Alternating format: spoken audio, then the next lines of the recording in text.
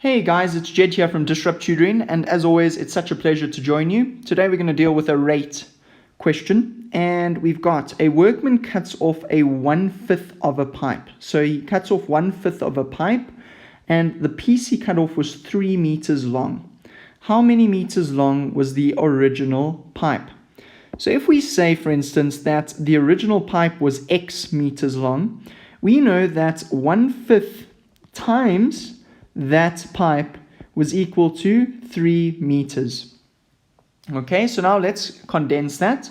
So we're going to have x over 5 is equal to 3 meters. Now we need to get rid of this 5.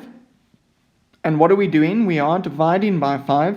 So the opposite of divide is times. So we're going to times both sides by 5. The reason we times both sides because of this equal sign, so we need to keep things balanced. And we know that those 5s are going to cancel out.